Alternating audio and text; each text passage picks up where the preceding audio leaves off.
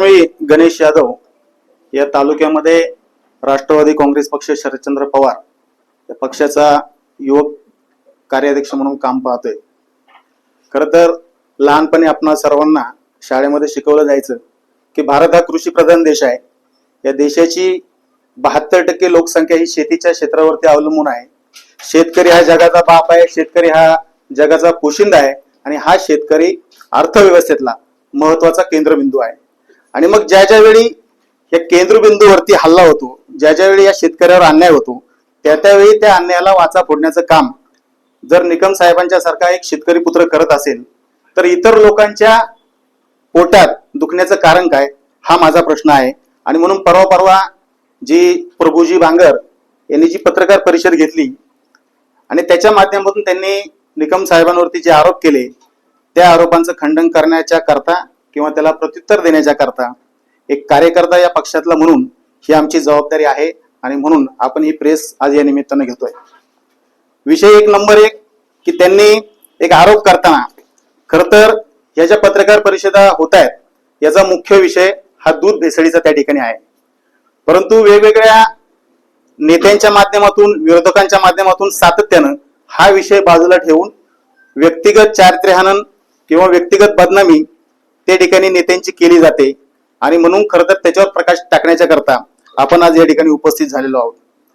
प्रभूजी बांगर यांनी एक विषय घेतला की म्हटले देवदत्तजी निकम यांनी विधानसभा निवडणूक मध्ये पराभूत झाल्याच्या नंतर 5.5 एकर जमीन खरेदी केली।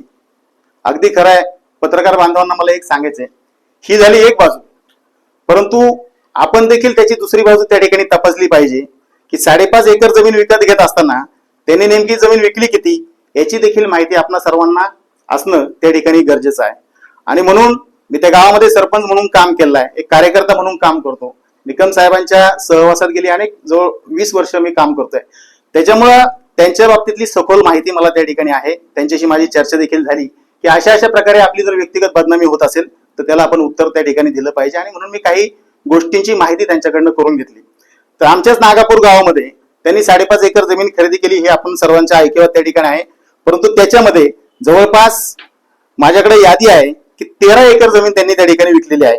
रघुनाथ व रामहरी वामन पवार यांना 2 एकर, रंगनाथ पांडुरंग रेठे यांना जवळची जवळपास 2.5 एकर, भाऊसाहेब हनुमंत पोकरकर माडेवाले यांना 3 एकर, स्वर्गीय बाबाजी भगवंत रिठे यांना जवळपास 3.25 एकर, श्री विशाल व नंदा बाळासाहेब निकोट जवळे यांना 2 एकर, लक्ष्मण नामदेव गायकवाड यांना साधारण 14 ते 15 गुंठे, बाळासाहेब भाऊरिठे यांना जवळपास 20-22 गुंठे, अशा प्रकारे जवळपास 13 एकर जमिनीची त्यांनी विक्री केलेली आहे। आणि मग मला एक सांगा, जर भरपूर पैसे त्यांच्याकडे असते, भरपूर संपत्ती जर त्यांच्याकडे असती तर ही 13 एकर जमीन त्यांनी कशा करता विकली असती, हा देखील माझा प्रभूजी बांगर यांना त्या ठिकाणी प्रश्न आहे। त्याच्यानंतर आता निवडणुकीनंतर जमीन घेतली, माझ्याकडं तारखेसहित त्याचा पुरावा त्या ठिकाणी आहे की 8 जुलै 2024 ला म्हणजे विधानसभेची आपली निवडणूक 20 नोव्हेंबरला त्या ठिकाणी होती। 8 जुलै 2024 ला त्यांनी रांजणगावची 1 एकर जमीन त्या ठिकाणी विकली निकम साहेबांनी। आणि तदनंतर त्याच्या अगोदर 3 मे 2024 रोजी जिल्हाधिकारी यांच्याकडे जमीन विक्री करता त्यांनी परवानगीसाठी अर्ज केला होता। जमीन विक्री करता ज्यांनी अर्ज केला, ज्यांची 5.5 एकर जमीन खरेदी केली ते लक्ष्मण नामदेव थापा गायकवाड व शिवहरी बबन लोखंडे, त्या मालकांनी जिल्हाधिकाऱ्यांकडे जमीन विक्रीच्या करता अर्ज त्या ठिकाणी केला, कारण इनाम वर्ग 6B ची ती जमीन त्या ठिकाणी होती।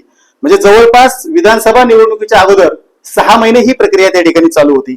त्याच्यामुळे विधानसभा निवडणुकीच्या नंतर पराभूत झाल्यावर जमीन खरेदी केली हा त्यांचा दावा अतिशय चुकीचा त्या ठिकाणी निश्चितपणाने आहे। त्याच्यानंतर जिल्हाधिकारी यांनी 1/10/2024 रोजी जमीन विक्रीला परवानगी दिली आणि त्याची मुदत 3 महिन्यापर्यंत त्या ठिकाणी दिली, 31/12/2024 पर्यंत त्याची मुदत त्या ठिकाणी दिली गेली। आणि मग ऑक्टोबर नोव्हेंबरला आपल्या सर्वांना माहिती आहे विधानसभा निवडणुकीचा प्रचार त्या ठिकाणी सुरू होता। निवडणुकीचा निकाल 23 नोव्हेंबर रोजी त्या ठिकाणी आला आणि जमीन खरेदीची ही 5.5 एकरची तारीख ही 16/12/2024 ला त्या ठिकाणी त्याचं खरेदी त्या ठिकाणी त्या जमिनीचं केलं गेलं। म्हणजे अशा प्रकारे तुम्हाला तारखेसहित विक्री केलेली जमिनीची तारीख, खरेदी केलेल्या जमिनीची तारखेचा याचा सखोल पुराव्यानिशी आपण त्याचा उल्लेख या ठिकाणी केला। आणि तदनंतर 21/3/2025 रोजी देखील जवळ येथील 2 एकर जमिनीची विक्री निकम साहेबांनी त्या ठिकाणी केली. 5.5 एकर जमिनीचा विषय आणखीन तुम्हाला समजावून सांगायचा ठरला तर त्यांची आताची जी द्राक्ष बाग आहे त्या द्राक्ष बागे शेजारी 5.5 एकर जमिनीची त्यांनी खरेदी केली. ज्या मालकाची जमीन खरेदी केली त्याच मालकाची पूर्वी त्यांनी त्या मालकाने पूर्वी देखील त्या जमिनीची त्यांना विक्री केली होती, ज्या जमिनीमध्ये त्यांची द्राक्ष बाग त्या ठिकाणी आहे. त्याच्यामध्ये निवडणुकीनंतर 3 महिन्यात जवळची 2 एकर जमीन त्यांनी विकली. फक्त पैसे असते तर हे विक्री कशाला करत असले, ते माणूस संपत्ती वाढवतो का कमी करायला पाहतो. त्याच्यामुळे हा दावा अतिशय चुकीचा त्याच्यामध्ये आहे. दुसरा एक विषय प्रभूजींनी घेतला की म्हटले यांच्याला द्राक्षाला का सोन्याची द्राक्ष येतात का? निश्चित नाही. पण प्रभूजींना माझं सांगणं आहे की सोन्याची द्राक्षे जरी येत नसतील पण त्या द्राक्षांना हा भाव मात्र सोन्यासारखा त्या ठिकाणी मिळतो. हे तुम्ही त्या ठिकाणी चौकशी त्याची केली पाहिजे. माझ्याकडे निकम साहेबांचं ITR ची देखील मी कॉपी आणलेली आहे. याच्यामध्ये त्यांचं ऍग्रिकल्चर इन्कम हे 2024-25 जवळपास 1 कोटी रुपये त्या ठिकाणी आहे. म्हणजे हा घामाचा पैसा आहे, हा व्हाईट मनी आहे. याच्यामध्ये कुठलाही काळा बाजार नाही, काळा पैसा नाही. शेतीच्या उत्पन्नातून मिळालेली ही कमाई आहे. आणि मग त्याच्यामधून जर त्यांनी जमीन घेतली तर तुमच्या पोटात दुखण्याचं कारण काय, हा देखील आमचा प्रभूजींना त्या ठिकाणी प्रश्न आहे. 5 एकर जमिनीमध्ये आता जी जमीन गेली त्याच्यामध्ये देखील अजून ते द्राक्ष लागवड करणार आहे. आता जवळपास त्यांची 13 एकर द्राक्ष आहे. गेल्या वर्षी मला वाटतं 230 रुपये प्रति किलो याप्रमाणे त्या द्राक्षाचं एक्सपोर्ट त्या ठिकाणी झालं. मग त्याचे पैसे किती झाले असतील तुम्ही कल्पना करा. 30, 35, 40 एकर त्यांचा ऊस दरवर्षी कारखान्याला जातो. बटाटे जवळपास कट्ट्याला 20 पिशवी प्रमाणे बटाट्याचा ऍव्हरेज ते काढतात. कांदा त्यांच्याकडे गेल्या वर्षी होता, या वर्षी त्यांनी विकत घेतला. गेल्या वर्षी त्यांच्याकडे स्वतःचा कांदा होता. मग या सगळ्याचं जर तुम्ही मार्केटमध्ये जाऊन त्याची जर चौकशी केली तर त्यांचा शेतीमधून मिळणारं आर्थिक उत्पन्न किती आहे हे तुम्हाला निश्चितपणाने त्या ठिकाणी समजल्याशिवाय राहणार नाही. आता प्रभूजींना दुसरं एक सांगायचंय की आज तुम्हाला त्यांचं का त्यांच्याविषयी पोटात दुखायला आम्हाला खरं तर माहित नाही, परंतु आज तुम्ही ज्या गाडीतून फिरता कदाचित त्या गाडीचे 4 टायर आणि स्टेपनी देखील कदाचित त्यांच्या पैशाची असू शकते. हे देखील मला आपल्याला सांगायचंय. आणि तसं जर नसेल तर 20 फेब्रुवारी 2024 चेक क्रमांक 7057 PDCC खात्यामधून आपल्याला निकम साहेबांच्याकडून किती रक्कम आपण काढली याचं उत्तर आपण त्यांना प्रश्न विचारावा आणि त्याचं उत्तर त्यांनीच त्या ठिकाणी द्यावं. नाही दिलं तर माझ्याकडे बँकेचं स्टेटमेंट देखील त्या ठिकाणी आहे. त्याच्यामुळं कोणी कोणावर किती उपकार केले हे सांगायची गरज त्या ठिकाणी नाही. हे सगळं आपल्याला त्या ठिकाणी माहिती आहे. विधानसभेच्या निवडणुकीच्या वेळेला देखील आमचे पक्षाचे अध्यक्ष धोंडेभाऊ शेठ भोर यांच्याकडून तुम्ही किती पैसे घेऊन त्या ठिकाणी गेले हा देखील जाब आपण त्यांना त्या ठिकाणी विचारला पाहिजे. आता जाता जाता मला आपल्याला एकच गोष्ट या ठिकाणी सांगायची आहे की ज्या प्रभूजींना 2 ऑक्टोबर 2023 रोजी भर रस्त्यामुळे बडवलं गेलं, तुडवलं गेलं, त्यावेळेला निकम साहेबच तुमच्या बाजूने उभे राहिले. कदाचित हे तुम्ही आता विसरला असाल का, त्याची तुम्हाला आठवण त्या ठिकाणी राहिली नाही.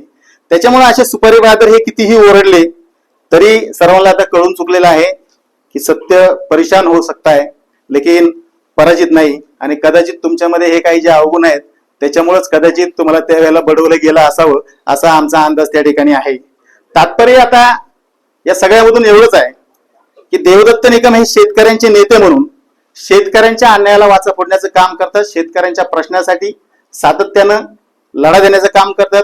वेगवेगळ्या आंदोलनाच्या माध्यमातून आपण सर्वांनी पाहिलं की बिबट आंदोलन असेल, कांदा दर प्रश्नाचं आंदोलन असेल, ऊसाच्या FRPचा प्रश्न असेल आणि आता हा दूध भेसळीचा विषय असेल, या शेतकऱ्यांशी निगडीत असलेल्या सगळ्या प्रश्नांवर सातत्यानं आवाज उठवण्याचं काम, लढा देण्याचं काम एक शेतकरी पुत्र म्हणून, एक शेतकऱ्यांचा कळवारी म्हणून निकम साहेब त्या ठिकाणी सातत्याने करतायत.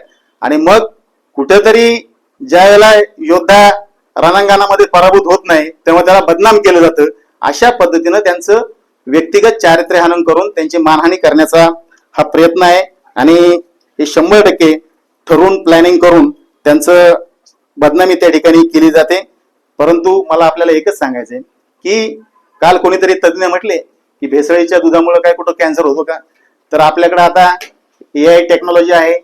जेमिनी असेल, ChatGPT असेल, आणि फार नाही त्यांना जर कळत नसेल तर त्यांना गुगल देवाला विचारून पहा की भेसळीच्या दुधामुळे कुठले कुठले आजार त्या ठिकाणी होतात, कॅन्सर होतो का नाही तुम्ही विचारून पहा.